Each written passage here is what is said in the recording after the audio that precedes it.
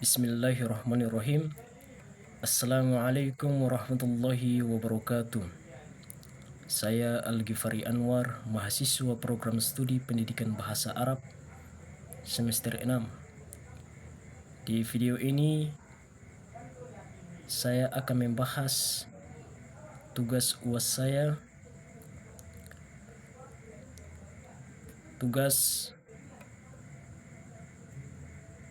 video proposal tentang peran Majelis Taklim sebagai sarana pendidikan keagamaan dan sosial di komunitas muslim Desa Simau, Kecamatan Galela Induk. Jadi latar belakangnya adalah manusia membutuhkan pendidikan sebagai bekal dalam menjalankan kehidupannya.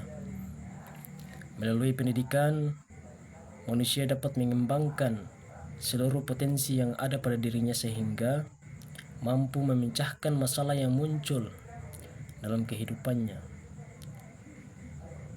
Pendidikan mampu mengantarkan manusia untuk dapat bersosialisasi, berkomunikasi, dan berinteraksi yang baik dengan sesama. Dengan demikian manusia mampu menaikkan taraf kehidupannya baik dari segi ekonomi maupun sosialnya. Pendidikan tidak hanya mampu menaikkan kemuliaan manusia di hadapan manusia saja, namun juga di hadapan Allah Subhanahu wa taala. Pendidikan menggambarkan interaksi pendidik dengan peserta didik guna mencapai visi pendidikan yang berlangsung dalam lembaga pendidikan formal maupun non-formal. Pendidikan yang dilaksanakan pada dasarnya semua sama, yakni memberi bimbingan agar peserta didik dapat hidup mandiri sehingga dapat melanjutkan dan melestarikan tradisi serta nilai-nilai yang berkembang di masyarakat. Melalui pendidikan yang terprogram dan terkelola dengan baik dan intensif, titik optimum usaha pendidikan akan terwujud. Pendidikan dikatakan berhasil apabila mampu mengubah tingkah laku manusia ke arah yang positif. Belajar bagi setiap muslim merupakan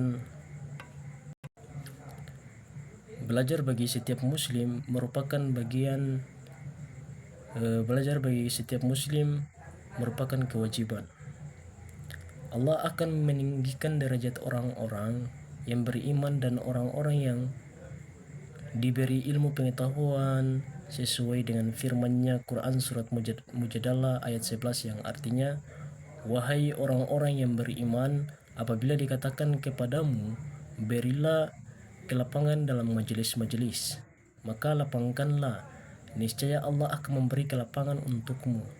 Dan apabila dikatakan berdirilah kamu, maka berdirilah, niscaya Allah akan mengangkat derajat orang-orang yang beriman di antaramu dan orang-orang yang diberi ilmu beberapa derajat, dan Allah Maha teliti apa yang kamu kerjakan.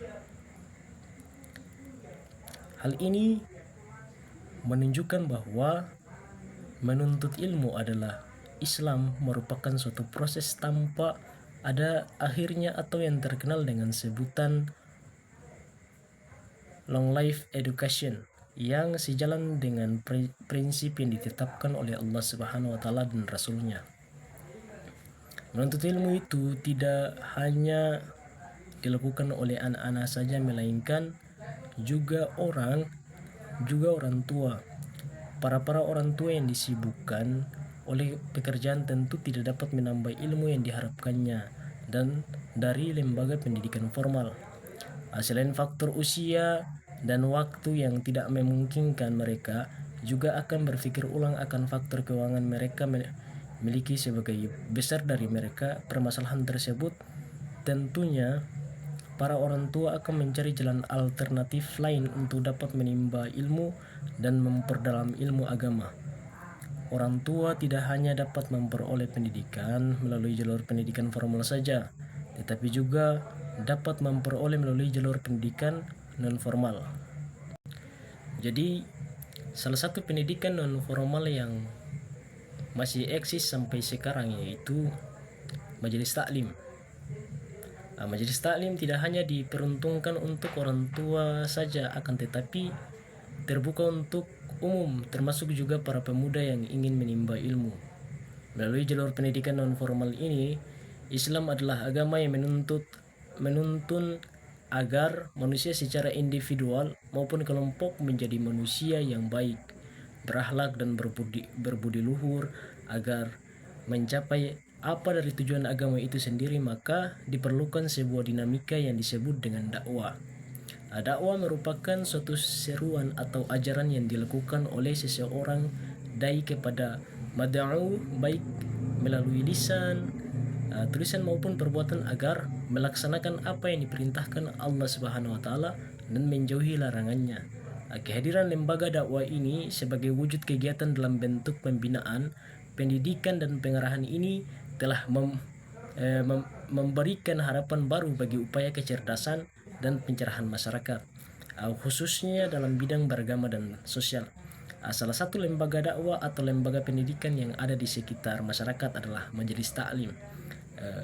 Oleh karena itu, majelis taklim bukan hanya berfungsi sebagai lembaga dakwah, melainkan berperan dalam melakukan pengembangan dan pembinaan ilmu agama Islam serta pembinaan kehidupan masyarakat di sekitarnya.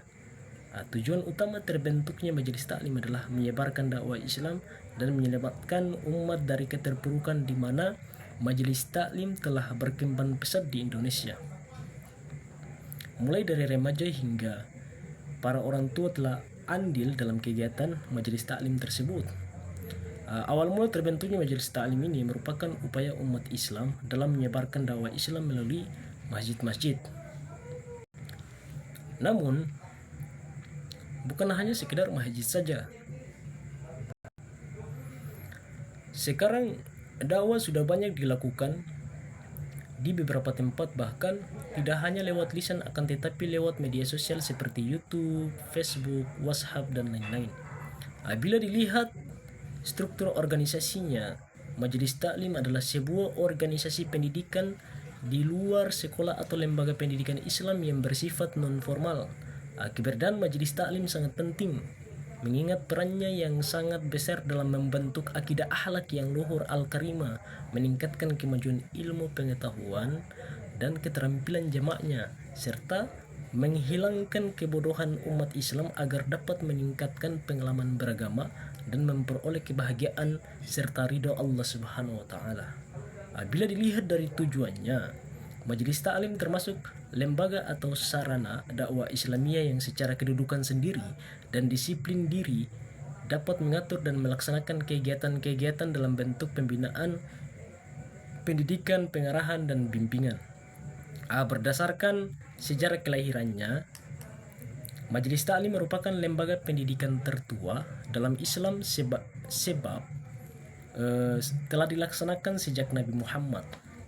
Meskipun pada waktu itu tidak disebutkan dengan istilah majelis taklim, namun pengajian Nabi Muhammad SAW yang berlangsung secara sembunyi di rumah Arkam ibnu Al-Arkam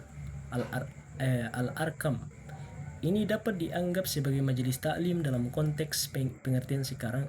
Kemudian setelah adanya perintah Allah Subhanahu wa taala untuk menyiarkan agama Islam secara terang-terangan sebagai firman Allah yang artinya, maka sampaikanlah olehmu secara terang-terangan segala apa yang diperintahkan kepadamu dan berpalinglah dari orang-orang musyrik.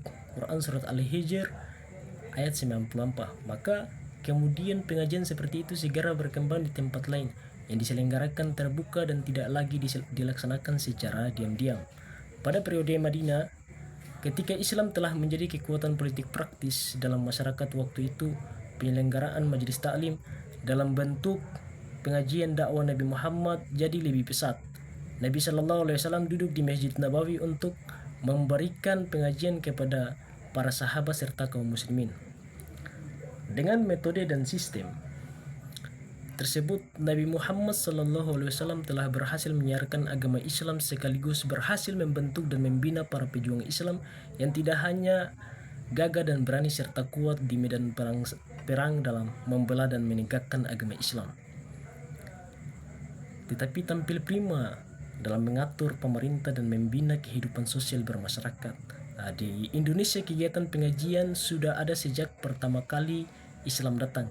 Ketika itu pun dilaksanakan dari rumah ke rumah, surau ke surau, dan masjid ke masjid. Para wali dan penyiar Islam ketika itu telah menjadikan pengajian untuk menyebarkan dakwah Islam dalam masyarakat. Kegiatan semacam inilah yang pada gilirannya pula telah menjadi cikal bakal berdirinya Muhammadiyah 1912 di Yogyakarta, Persatuan Islam Persis 1924 di Bandung, dan berbagai organisasi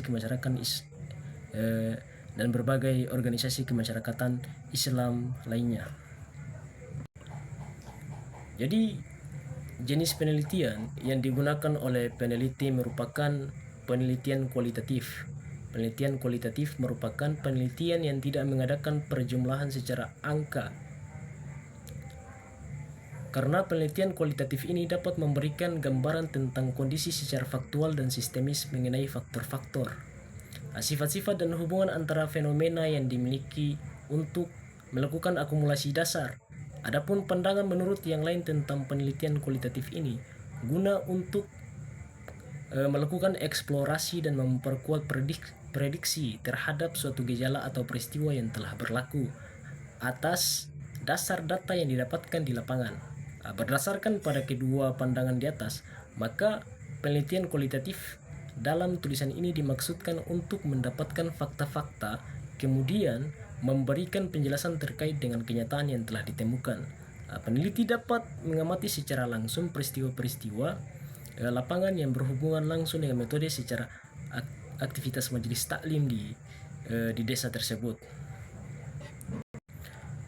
Tempat dan waktu penelitian. Penelitian ini bertempat di Desa Simau, Kecamatan Galela, Induk. Waktu yang dibutuhkan peneliti dalam melakukan penelitian ini yaitu dalam waktu 3 bulan.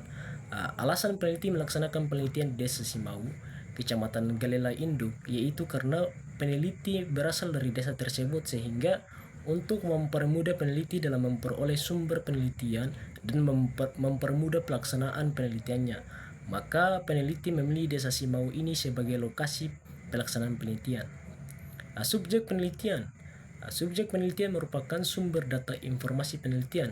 Subjek penelitian sebagai informan, yang artinya orang yang dimanfaatkan untuk memberikan informasi tentang situasi dan kondisi tempat penelitian. Dalam penelitian ini, yang menjadi subjek penelitian adalah ibu-ibu majelis taklim di Desa Simau, Kecamatan Galela, Induk. Sumber data.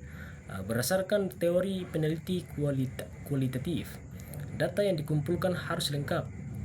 Di antaranya yaitu data primer dan data sekunder. Yang pertama, data primer. Data primer adalah yang berbentuk verbal atau kata-kata secara lisan, diucapkan bukan melalui tulisan, serta perilaku atau gerak-gerak yang dilakukan oleh objek dapat dipercaya. Dapat primer diperoleh dengan cara melakukan wawancara langsung dengan ibu-ibu majelis taklim. Sedangkan data sekunder adalah sumber data yang tidak berlangsung memberikan data kepada pengumpul data, misalnya lewat orang lain atau lewat dokumen. Data diperoleh dari pihak yang tidak berkaitan langsung dengan penelitian, tetapi berhubungan dengan objek penelitian, seperti anak dari pelaku pernikahan, usia dini, tetangga dekat, buku-buku, artikel jurnal, dan lain sebagainya, sebagai data pendukung yang berhubungan dengan peran majelis taklim. Instrumen penelitian. Instrumen penelitian adalah alat yang diperlukan atau yang dipergunakan untuk mengumpulkan data. Sedangkan teknik pengumpulan data, Supranto menyatakan bahwa data yang baik dalam sebuah penelitian merupakan data yang dapat diyakini kebenarannya, tetapi waktu mencakup ruang yang luas dan dapat memberikan gambaran yang jelas demi mengambil sesuatu. Jadi kesimpulannya adalah Kesimpulan secara umum, data dari sumber penelitian lapangan secara langsung melalui pengumpulan data pada penelitian ini diantaranya melalui observasi, wawancara, dan dokumentasi. Yang pertama, observasi. Observasi atau pengamatan adalah kegiatan pemusatan perhatian terhadap suatu objek dengan menggunakan seluruh panca indera. Observasi adalah media pengumpulan data dan dapat dilakukan dengan mencatat dan mengamati dengan sistemik yang diselidik bersama dengan gejala-gejala oleh peneliti. Yang dapat diobservasi harus diperhatikan secara mendalam dan seksama. Melalui observasi ini tidak hanya mesti didengarkan yang dapat dijadikan informasi, tapi simbol dari gerakan dan raut wajah pun dapat mempengaruhi hasil observasi yang telah dilakukan. Sedangkan wawancara adalah teknik pengumpulan data demi mendapat penjelasan informasi secara langsung. Melalui wawancara dengan seorang informan, istilah dalam wawancara biasa disebut dengan interview. Wawancara adalah cara untuk mengumpulkan berita dan dapat memperoleh data atau fakta di lapangan secara langsung. Cara yang dapat dilakukan secara langsung dengan saling berhadapan dengan seorang informan. Sedangkan dokumentasi merupakan fakta dan data yang tersimpan dalam bentuk dokumen. Sebagian besar data tersebut dapat berbentuk catatan harian, surat-surat foto, cenderamata, dan sebagainya. Sifatnya tidak terbatas pada ruang dan waktu, sehingga dapat memberikan ruang kepada peneliti demi dapat mengetahui kejadian-kejadian yang telah terjadi di waktu lalu. Mungkin itu saja yang bisa saya sampaikan di materi ini. Akhirul kalam, wabillahi taufiq wal hidayah. Assalamualaikum warahmatullahi wabarakatuh.